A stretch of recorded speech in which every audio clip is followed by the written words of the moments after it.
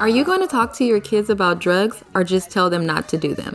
How much detail should we go into? And at what age should we start having these conversations? Well, today we're talking all about it. So grab your drinks, pop in those headphones if you have little ones around, and let's dive right into episode 72.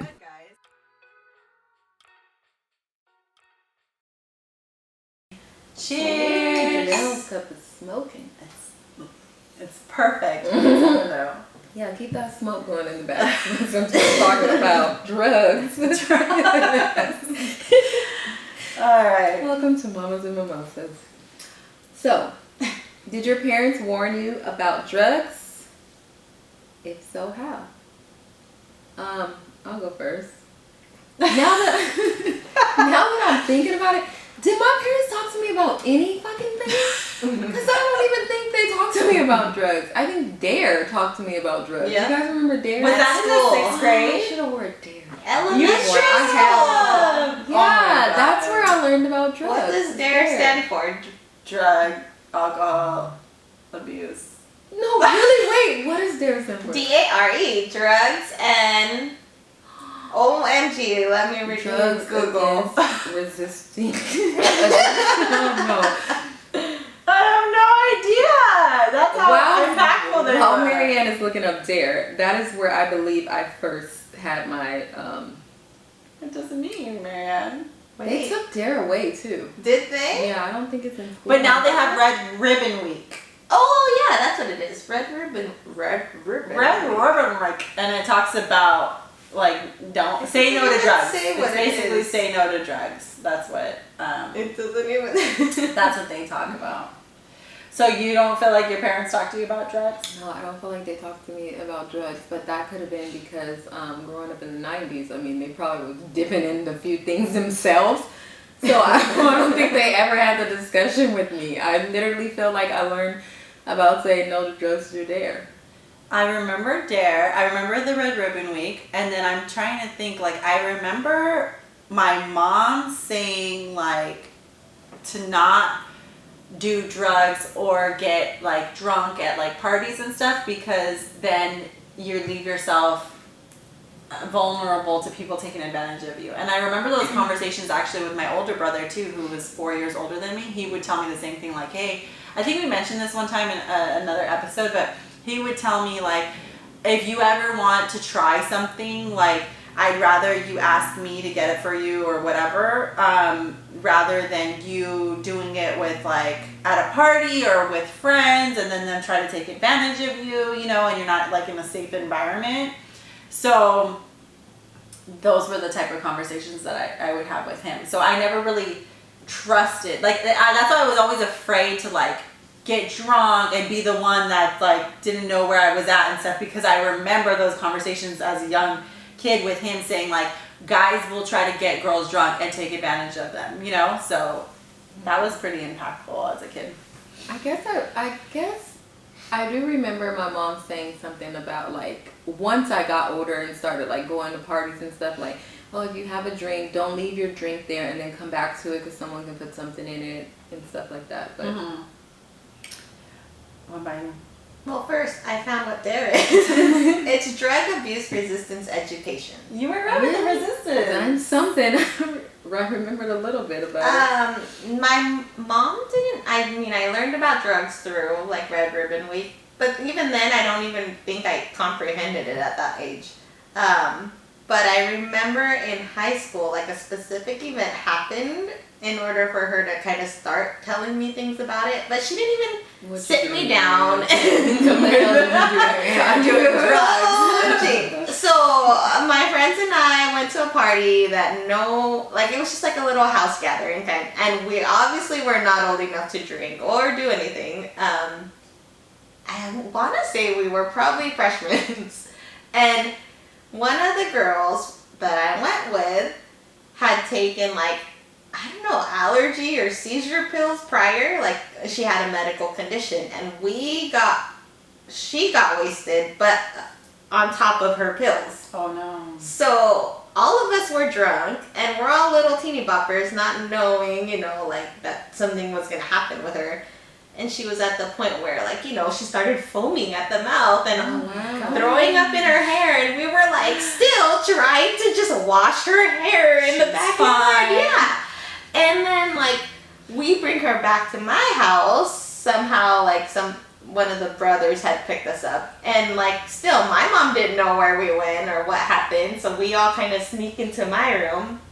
And we're like, dude, this chick's passed out, can't even talk, not conscious, like, what do we do? And her sister calls my mom's, you know, house phone and is like, hey, is my sister there? My mom wants to talk to her. She needs to be home. She should have been home X amount of hours ago.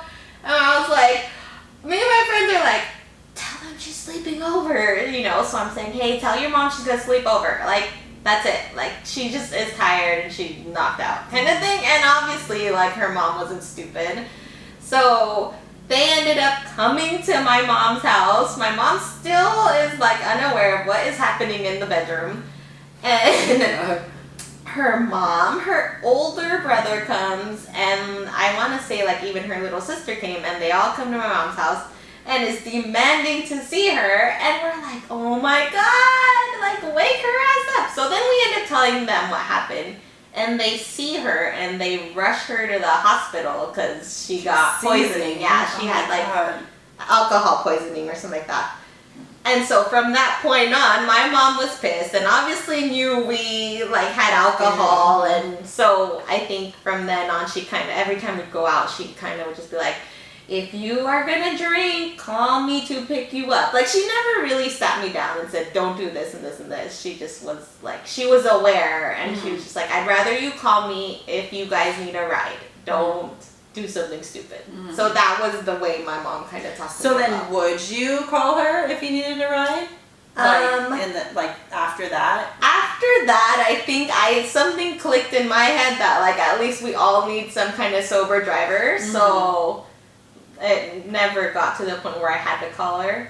Just because I think we all kind of got traumatized from that moment. And then, you know, they have I don't know if your guys' school did the every 20 seconds scenario. So my school did a whole thing where it's called every 20 seconds, like someone dies from a drunk driving accident. And they take X amount of kids from the school and, like, take them all away for the day, and it's a big deal at the school. Is that one time a year that they would do that? Yeah. Oh, okay. And they would take, you know, random kids too, and it's something that they, like, plan weeks in advance, and, like, all these kids know they're gonna be gone, and they do this whole production. So you do a whole rally, you know, they get all the school together, and they play out this huge scene, like, on the field. They'll bring out a car crash, sirens and everything, and then, like, there's a video after, and obviously somebody died, and, like, it's this whole thing, like, and it kind of, like, scares you. So with you saying that, I remember, and then also at that, like, in my teen years, I remember reading the book Chicken Soup for the Teenage Soul. That one with that girl. Yes. Pavement. Yes, she was dying because of the drunk driver situation. That one touched my heart. I remember thinking, I'm never gonna drink and drive. I'm never gonna, Chicken Soup for the Teenage Soul. Even though unfortunately I did, but I feel like as a kid, when you read stuff like that, you think, oh, it could happen to you, you know? And I think too, because of what I went through as a kid with, like, sexually abused, I knew it could fucking happen. You know, like, some kids are like, you warn them and you're like, hey, you don't want to do this because A and B can happen. But then they're like, they think they're invincible and nothing can happen. But I think since something happened as a child, I knew, oh shit, I don't want to put myself in a position that it could happen again or something like that can happen, you know? So I feel like I was a control freak when it came to that. When did you first get offered drugs? me in high school. Alcohol and weed. So before that, you had never really... I was exposed to it, but never offered it. Like, I knew what it was, and I saw it kind of around me, but I never was offered it until high school. I remember hearing about it around, like, family members and stuff. Not hard, not heavy drugs like marijuana, you know, but, okay, I should say, not heavy drugs, like they were doing marijuana and not, you know, because I don't want you guys, I don't know if I said that right, but So I remember smelling and hearing things like that, and so to me, I just kind of was aware of it. But I remember in elementary school, in like the 5th and 6th grade, kids were snorting Lucas. Remember Lucas in the green bag? Little green sour. Yes, and they were like, "Oh yeah, so and so is snorting Lucas," and I remember thinking, "Oh my god, I can't even imagine snorting something up my nose and they, like the burning, like you know." And they were like, "Yeah, try it," or the Smarties. Remember those candies and Smarties? Oh my gosh. They were snorting that, and I went to a good elementary school. I don't know why. I don't know. So I remember hearing that, and then, but when I was in the 6th grade is probably when I got offered. Really? But yeah. Did you accept? No, I didn't. So 6th grade, guys. So it happens. So my point is, it happens. Yeah, Smarties. No, it was weed, but I feel like it happens early on. Oh, you know. Sure. Mm-hmm. I got offered in 7th grade, I believe. 7th and 8th grade. Yeah, because in the middle school, I feel like way more kids are doing it. No. I'm sorry. You need to edit this out. Well, You are too funny I about don't want to mess up my teeth. okay, go ahead. I feel like it starts really, really young. 12 minutes. 7th and 8th grade for me. And I accepted the offer. Did you? I did. In 7th and 8th? 7th grade for sure. What, I think alcohol? 8th grade, no weed. Oh. But You're lying! No, I thought in that other You grew up in Christmas the episode hood, that you did. Oh, I look grew at up in the you. hood. But I was a scary person. Like, Well, to make you feel better, I did smoke weed in 7th grade, but it wasn't my first offer. You know what I'm saying? Like, I got offered in 6th grade. That doesn't make it any better, but I got offered in 6th grade, and then it came up again in 7th grade, and then I did try it in 7th From grade. friends? You know, Or opposite. like an adult? Or... Not an adult. I don't know about we feel about it. Not an adult, but it was like a safe environment that I felt it was a safe environment. So We know who it was. She just completely gave it away. But and I remember like as a kid, I don't even know if I did it right because I didn't feel anything. So That's why I feel don't like did even it count. I did one puff and got scared and threw it down, and then I got Oh, you didn't do it in right. 8th grade, and then I said no. So I think we did it with a Post-it note. What? Yeah, and then I That's think how we you were know like, you "Do don't need feel to be doing anything? shit. Do You feel don't know what you're anything yet?" doing. You Yeah. don't need to be Yeah. doing it. So that's that. But what was your opinion on drugs back then? Like, reviews? You think they were bad or cool? Before or after I would do them. Back in general, like, I mean, I obviously knew it was not good for you, even though I still did it. I don't know. But I didn't know anybody who had like a hardcore addiction to like heavier drugs, you know? Yeah. So I didn't know any adults like that, so I didn't see the consequences of it, you know? And Yeah. you The watch long term. movies and stuff, but if you don't see the consequences, it's hard for you to imagine like something really being bad. Especially when they're throwing out like, oh, ecstasy makes you see colors and Molly makes you see all this and you see flying unicorns and you're like, as a kid, you're like, That oh, sounds that fun. actually sounds fun. I want to see unicorns. I never tried those stronger ones, but because I never felt like an uncomfortable, safe environment, you know, in a trusted environment when everybody was trying it and whatever. I always felt like I had to stay in control. But yeah, so I never got. But I have like really close friends who had got like tried crystal meth or like things like that, and then like got hooked on it for a while. And then I remember them all doing it together, and I was just like, oh my god, you guys! Oh my god, guys! I felt like a square because I was like. So I feel like I was around it, and I was around some heavy duty stuff, but I was afraid to try like heavy duty stuff. And I don't know, now that I'm thinking, I think it's because my brother had told me like not to try those heavier things because they like are easier to get addicted to, you know? And then he was like weed's fine, you know? Like weed was like the acceptable thing to try back then, but like other things he was like, no, you're gonna, you don't want to get addicted or, you know, whatever. And I always held what he said to like a high, you know, like I was like, okay. Yeah. My opinion, so growing up, I saw like, to me, I don't even think about it. I thought weed was a drug because it was very common. Like I said, like in the 90s, like my mom would openly smoke. Would you see it too? They would hide it, but you could smell that shit. You can smell it. They wouldn't do it like in front of me, like if she was in a room and her door was closed, but I would smell it and I knew what it was. So in my mind, I thought like, oh well, that couldn't be that bad, you know, if she's doing it. Cool. Yeah. But like all of the other stuff, I was told that like, oh no, those heavier things you get addicted, it's bad. So in my mind, I always thought like, oh, okay, so weed isn't that bad, but everything else is. I'm confused. So what about like cigarettes?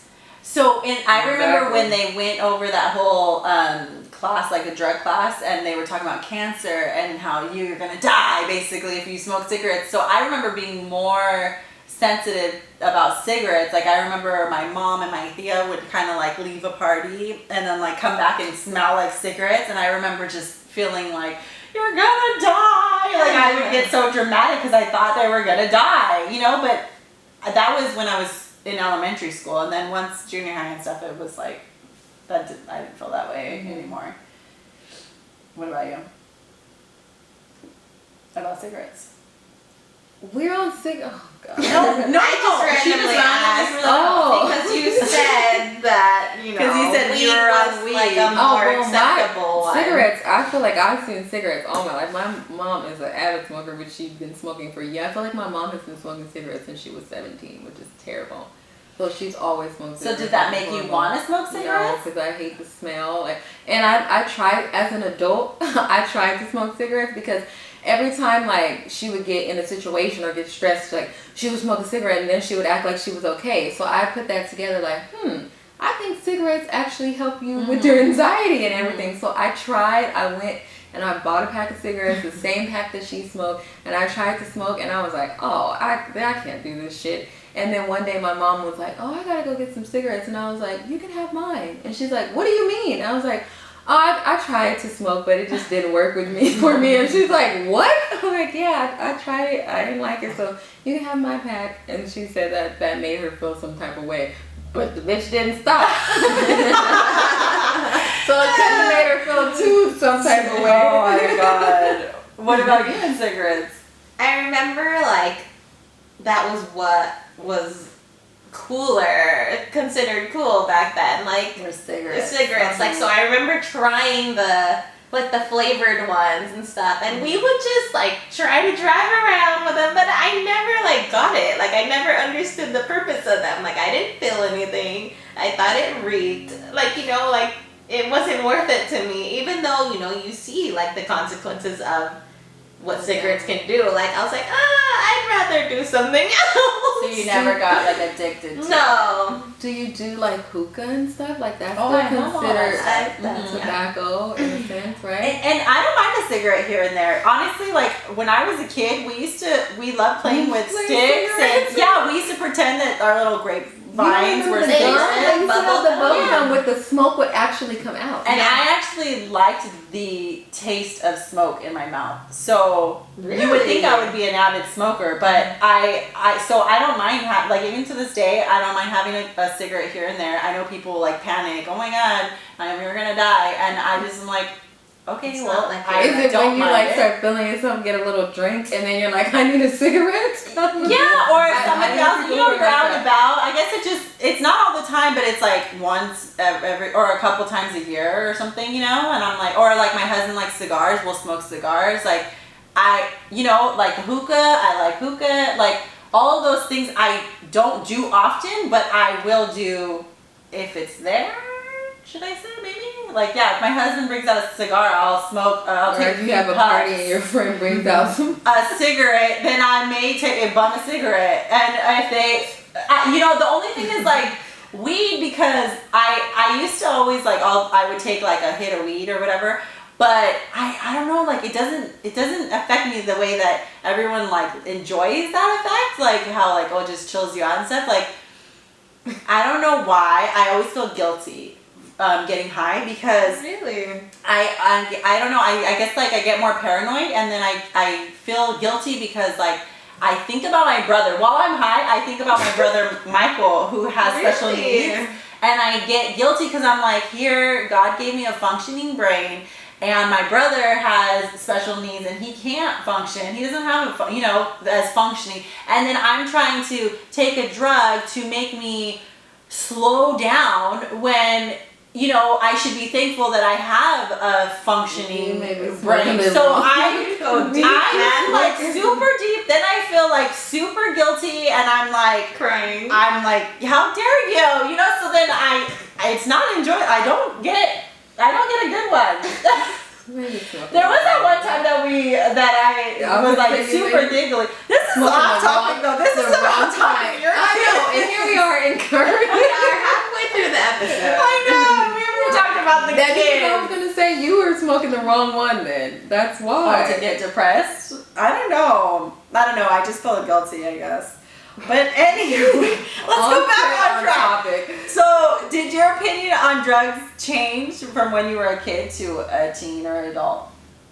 Like, as a kid, if you thought that drugs were bad, when you got older and you were around, like, maybe friends who did it, did your opinion change? Like, oh, maybe it's not that bad? Well, I still think there's some drugs that to this day, as a kid and now, that I think is just, like, bad. And then there's some drugs that are considered drugs that I feel like people use them for, like, anxiety and things like that. Like, but then there's some drugs that I'm like, oh, that's totally bad.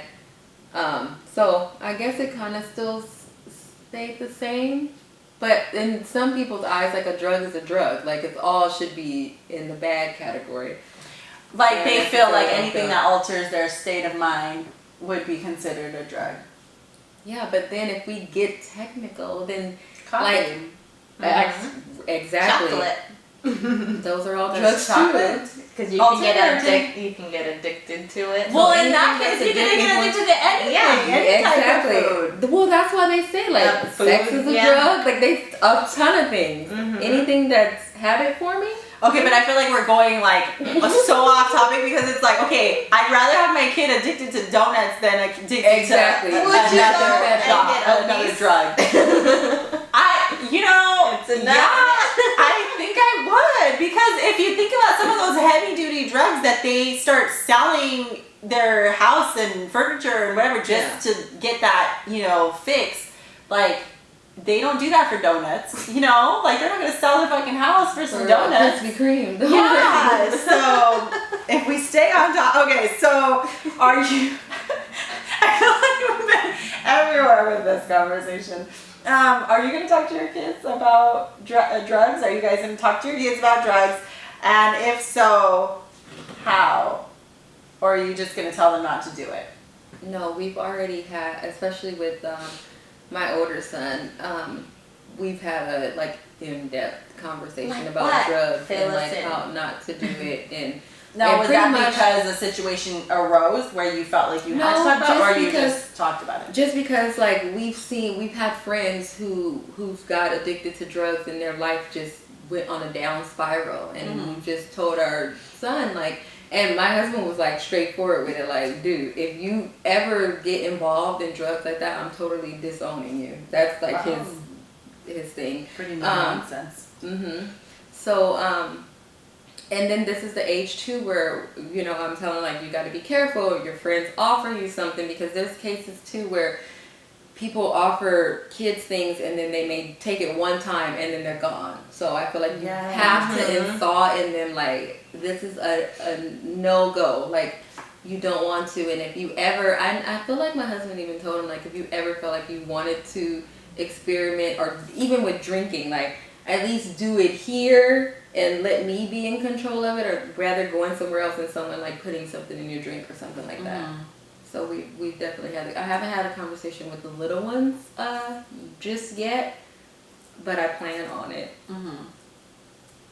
Do you guys, like, drink and smoke cigars or whatever in front of the kids? Yeah, we drink in front of them, and I feel like our family in general, like when we're having like a social event, like everyone's like drinking beer and like they've seen my husband, they've seen us smoke cigars and stuff. But I feel like they also know the difference of the drugs, and like that's just like an occasional thing. I'm sure if my son later on in life wanted to smoke a cigar with my husband, I couldn't see him not letting him do it. Now, it depends on the age. They know the difference because they know people who are addicted heavily, or do they, or like how do they know the difference between like a heavy drug? And because we have family where we explain to them. Like I've had a cousin who came to visit us, and clearly my son knew something wasn't right about that, and I had to tell him like, oh, because so and so is like addicted to this drug, and this is what this drug alters this, and you can get addicted and stuff like that. So that's it presented itself, and then I used it as a teaching moment and told him like, this is what it can do to you. This is why we say you don't want to mess with anything, because you can turn out like this. And this person was totally fine before drugs took a toll on them, and now look where they're at. Walking around, not knowing where they are, one shoe on, like terrible. Wow. So, and that's, I feel like those are the most impressionable examples, when they know somebody. Yeah, you know, you can see it. And I think because I didn't know anybody, I didn't put a face to it. But yeah, now that we're older and my kids are at this age, like they have family that they can use as examples of different addictions, and they can see the consequences of their addictions, and they can see how their life is now, and they know why, you know, because of whatever substance that they're addicted to. And then we also say like, you can get addicted to this, you can get addicted to food, you can get addicted to, you know, video games. Like, yeah, like there's so many different, so we do have like a open conversation about all of types of addictions. But it helps that you have those examples. Yeah. Because I used to get mad when my mom would try to hide that she had smoked a cigarette, and I don't want that same thing, you know? So like you said, if we're having a barbecue and, you know, my husband has a cigar, and I'm not going to hide smoking because it's not often that we do that. And I want them to know, if you do try something as an adult, you know, you can have full control and not abuse it, you know? So, and that might be wrong or right for some people, but this is just how we do. I don't want to hide things, because I don't want them to feel like they have to hide it when they're older, you know, too. Like, I don't know. I just remember I hated finding out people were lying. It was like the most disgusting thing. Like, how come you just didn't tell me? Or, you know, like, how come you just didn't do it in front of me? Or whatever. What about you, Marianne? Are you going to talk to your kids about drugs? Yes. And how much detail are you going to go into? I mean, it's so hard because the times are changing, so things are like acceptable and some things are not, you know what I mean? So I think when the time comes to talk to them about it, it's gotta be with my husband present, because he is more educated in speaking about drugs to little ones than I would be, I guess. But I would put in my input as far as like their personalities. Like, I know one kid would be more addicted, like have an addictive personality versus my other child. What I was saying was like, now, like, since we're in different times, like now you have to worry about like vape pens. I know my son was telling me like he knows kids that like have vape pens and they hide them, and I'm like, well, I have vape pens, but I feel like they make it like it's easier because you don't, it doesn't have a smell, like you can and that's scary in itself. Well, they offer drugs like in candy form now, even. So sure do. Can't even tell. So my question is, what are the rules that apply to weed now? So weed is legal, like you can for medical purposes, right? No, or just it's for both. It's recreational and medicinal. Okay, but for recreational, do you have to have? Is there an age limit? Or I think it's 21. It's like alcohol. Is it 21? I'm sure it's the same as alcohol. Okay, so then it's still something that it's you like have categorized in the same. Be strict on as an adult, you know, or as a parent. Okay, because I was gonna say like, what are we all supposed to just be okay with our kids getting high? No, because it's 21, I believe. Okay, so will you tell them that they shouldn't smoke weed until they're 21 as well? Probably, because that's how it should go. They shouldn't be able to make a decision like that until they're an adult. But after that, I feel like we have no say so. Like, if a child turns 21, they're like, I'm going to the weed store. Like, what do you say at that point if they're 21?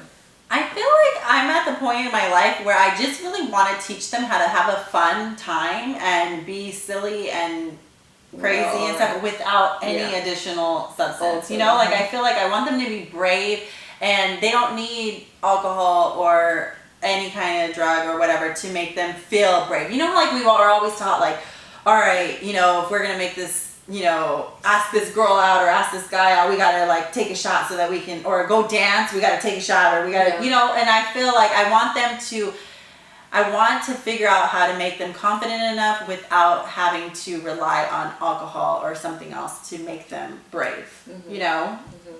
But what, I mean, I don't know if this is off topic, but what's nice for your kids is they have that example at home. You know what I mean? Like, they see that one of their parents doesn't drink or whatever, and they still enjoy their life. You know what I mean? Yeah, but I feel like it's kind of extreme too, because like my husband, he doesn't drink alcohol, but he's very introverted too. So he's not like, you know where you would compare somebody who is drinking and they're like out there in the center of the dance floor and like woo-hoo, and my husband's not like that naturally. You know, that's not his personality. So, and I feel like I'm opposite. Like, I don't need a drink to be on the dance floor. So I want to teach them that, like, hey, you could be an introvert and chill, you know, like your dad, or you can be an extrovert and be out there on the dance floor. And you don't need that extra boost, you know, like you can have fun. Because I remember as a kid not wanting to drink, or like as a teenager not wanting to drink, but feeling like I needed to because of the crap that you'd get for not drinking. Yeah. You know? Everyone else is doing and it's like, oh, peer pressure and all that. But that shit is real, you know? Especially when you care about people, and like, it's what you always think that you're going to get peer pressured from strangers or whatever. But no, it's like when you're peer pressured from your own friends, that's when it gets even harder to say no, you know, or, oh my God, I can't even breathe. So I want them to be able to just say no if they want to say no. And how early should we start having these conversations? I feel like really early. What's early? What's early? Like landing should she start 6. having conversations with them at that age? No, that's pretty early. Okay, but kind of like, okay, think about it. Like, it's kind of like talking to your kids and telling them that a stranger may offer you some candy someday and you want them to say no. Like, you know, like the whole stranger danger situation. And maybe, I guess you don't have to say they're going to offer you drugs, but okay, so how early? I'm trying to think. Well, like okay, for example, Landon's in kindergarten, and he's in elementary school, and they do, you know, the Red Ribbon Week. So I'm, you know, all about the school activities and stuff, and I'm like, hey, it's Red Ribbon Week, let's get dressed in red, and yada yada yada. So at the end of the day, I'm like, hey, so what'd you guys learn today? What'd you guys do for your Red Ribbon activity? You know, because the schools do little things every day. And I'm like, what did they tell you about Red Ribbon Week? What is it about? And he's like, I don't know. And I'm like, well, you know, it's about like saying no to drugs. And he's like, okay. And I'm like, do you know what a drug is? Did they say anything to you about drugs? And he's like, I don't know. And I'm like, okay.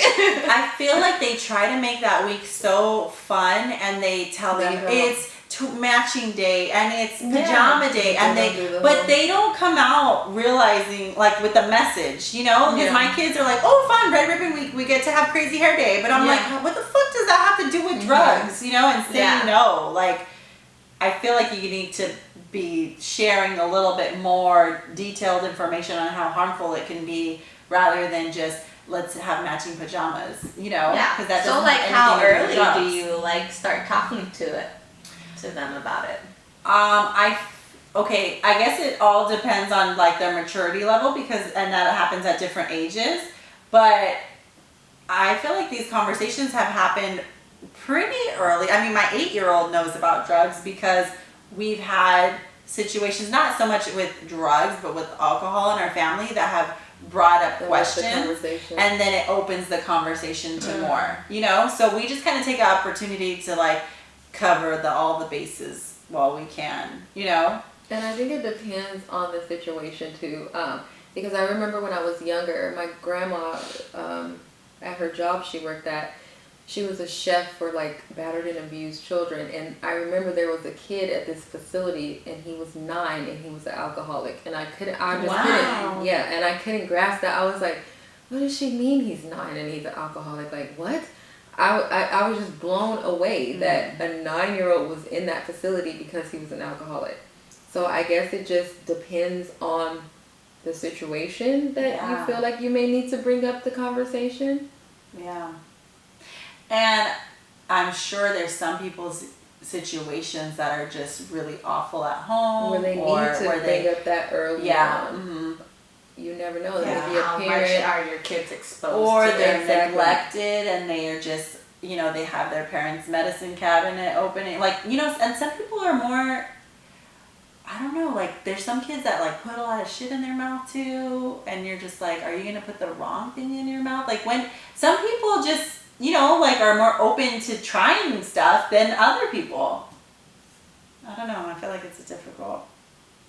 I don't know if there's a magic number, but I feel like definitely in elementary school, since they talk about it in elementary school anyway, it's good for us to elaborate on it in detail, you know, with them, so that they get the concept. And what is the best way we can prepare our kids for the day they're offered drugs? Like, has Devin ever been offered? not that I know of, unless he's lying, but it means that, you know what, actually, he's been offered to smoke a vape pen, and he claims, which I hope is real, because you can only take their word for it, because like you really never know. Like, you know, I don't know if he tried it and then just telling me no, but he told me that, I almost said the child's name, Lord forgive me, that his one friend offered him, and he was like, oh no, you don't know my parents. He was like, no, I'm okay, that he turned it down. And I like to believe that he did.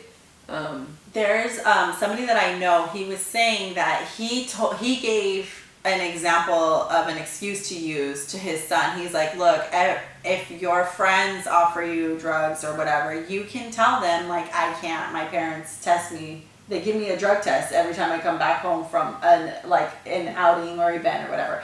And I thought that was interesting, because I was like, I wonder if they would actually believe you. But he felt like at least it gave him an excuse, like a valid excuse, like, no, my parents are on me, you know, rather than just saying, just say no. Just say no, because then they try to, come on, don't be lame, da, da, da, da. And they know you got to go home, and if your parents gonna, you know, check you, and they're not gonna allow you to come back out, so maybe they'll take it more serious. Can you be, and maybe you might know this, can you be allergic to drugs?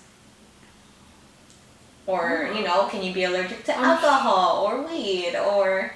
I know somebody who's allergic to alcohol. It makes her break out in like hives, and then she gets like major migraines. Because like, you know, Roni's kids are all like have huge allergies. Like, so he could say he's allergic, but I know. But then they would be like, "When did you try it? How do you know you're fucking allergic?" No, you know. He just said like, "Oh, you don't know my parents." And two, I know when he comes back from with his friends.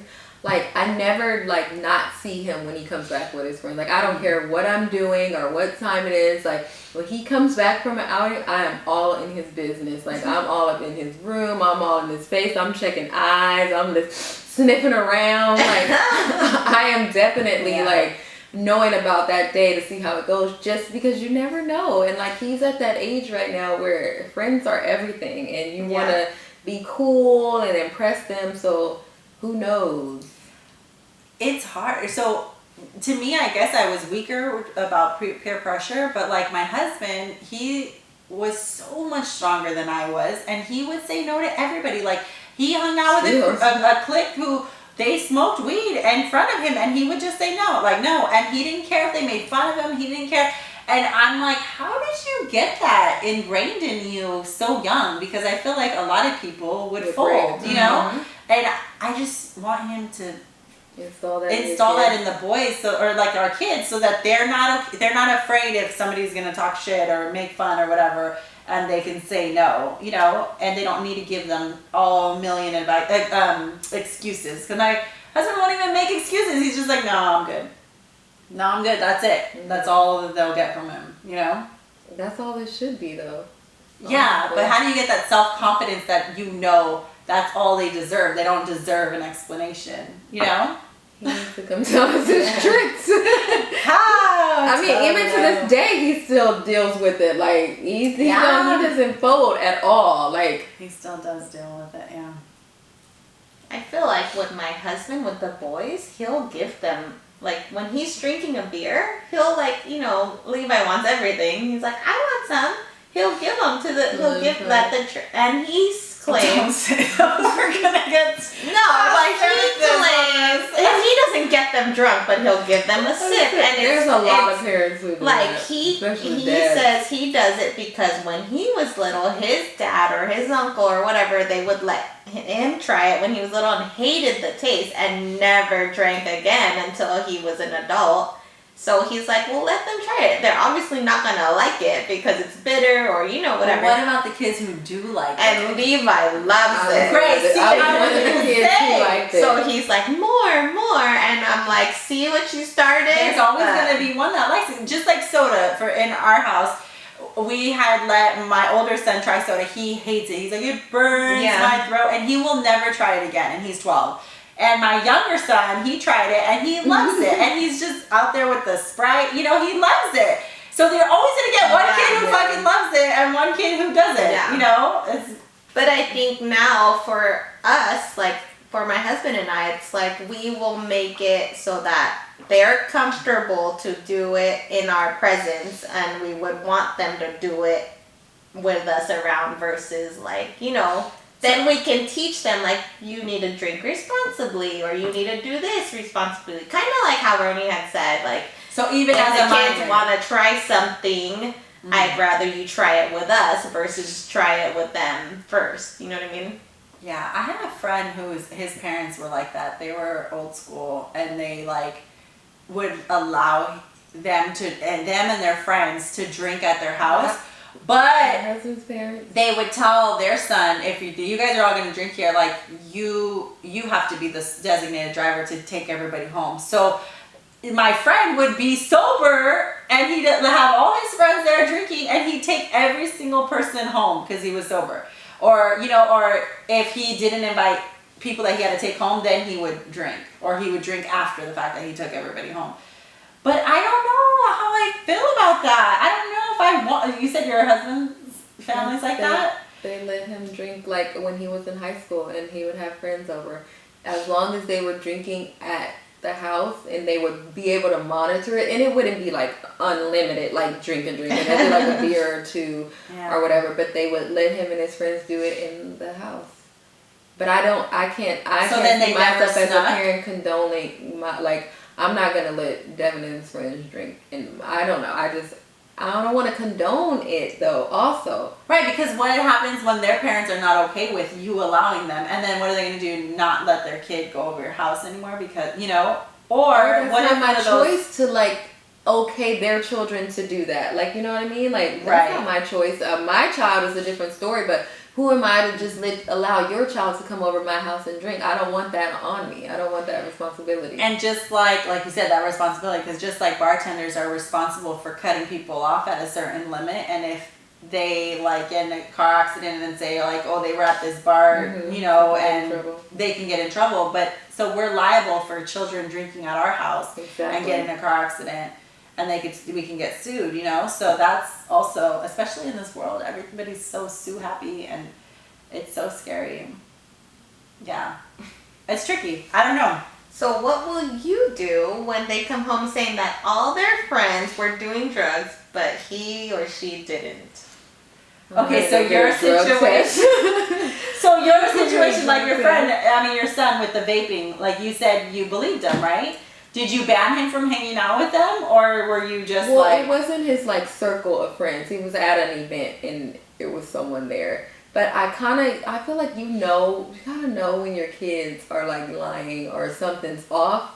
Like at least I can usually tell like, that means you're full of shit. Like, and I'm kind of good at telling like, oh, maybe he is telling the truth. So I just I hope. word for it. I kind of, and then too early on, like I've told him like, that's the worst thing you can do is lie to me. Like even if I'm gonna be mad or whatever the case may be, just let me do that, but don't lie to me, because if I find out you're lying, it's only gonna be worse. So just tell me the truth, because I'm going to find out that you're lying. I will find out. I will. Yeah, find it out for sure. With that said, does your mom know? Like, has your mom found out of any lies that you've told her, or?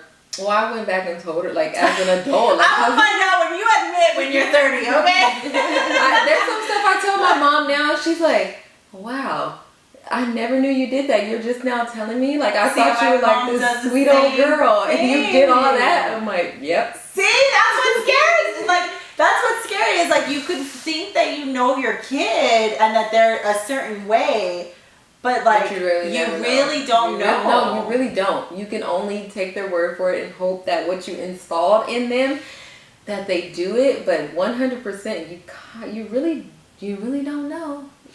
But I feel like banning them from hanging out with a certain group can completely make your child continue to hang out with that group, but just not tell you shit anymore, because I feel like there's been situations where I've told my mom, oh, this person was doing this and this and that, and they were in my close circle. No, and they were in my close circle, and she would always like kind of give me a pep talk of like her being proud that I didn't do this or whatever, and then this way if I was lying, it planted a seed of like that guilt inside, like, oh fuck, but really what kid is gonna volunteer information if they're lying, So my point is that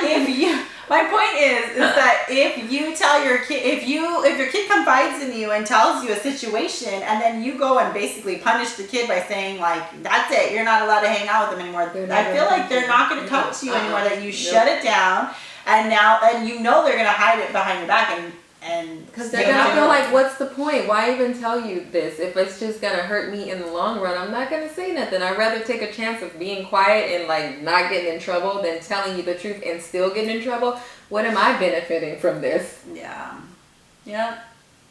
Man, this is tough. I feel like parenting is so fucking hard. It is hard. And it's funny because people ask, oh, does it get easier? It gets easier is the fact that like you can sleep at night because you're not waking up feeding. You really can't sleep at night, because when they start going places and stuff, like when my son goes out, like when he goes with his friends, I'm still like, okay, I'm hoping that he does this, and I'm hoping that he's not acting crazy.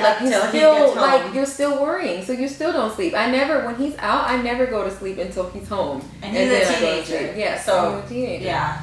So it doesn't. I don't feel like it gets easier. You just learn different ways to.